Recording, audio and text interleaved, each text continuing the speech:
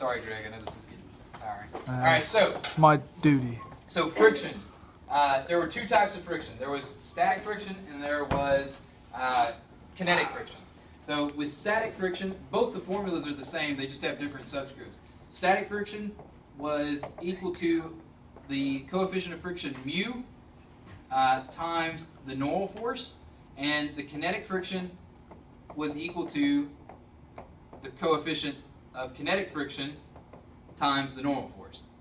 So this may seem kind of silly, but the thing to recognize is that the coefficient of static friction is always different than the coefficient of kinetic friction, which means that once you get the object moving, the friction falls. So like it takes a lot of effort to get it to move, but once you get it moving, it takes less force to keep it moving. I don't know, does that make sense to everybody? All right. So one of the common problems that I can see you like having to deal with is this. What if you have an object sitting on the ground, right? It's just sitting on the ground, and you apply a force to it, and you want to know whether it moves. All right. So what you would need to do is first of all see if you have a force greater than static friction. All right. Let's give some numbers just to make this make sense. So we got a 3 kilogram object. I'm going to apply a force in this direction on it of, say, 10 newtons. So we have this 3 kilogram object. It's got a force of 10 newtons. I'm going to tell you that the coefficient of static friction is 0.4 and the coefficient of kinetic friction is 0.3. And I want to know whether this thing moves. So the first thing we need to know is how to calculate the normal force. Is there any acceleration up or down? No. No. So what that means is that the normal force is equal to the force of gravity.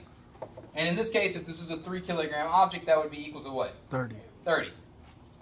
Okay. So what's 30 times 0.4? The answer is 12. Good job.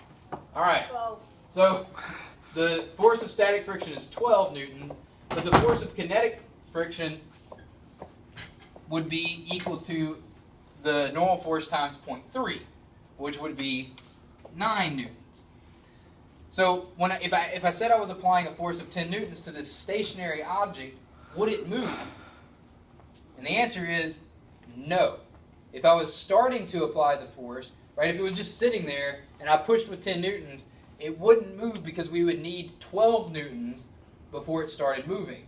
Now if I said I was pushing with 10 newtons after it had started moving, yes, it would keep moving. It wouldn't be slowing down, it would be speeding up. But this only takes effect after you get it moving.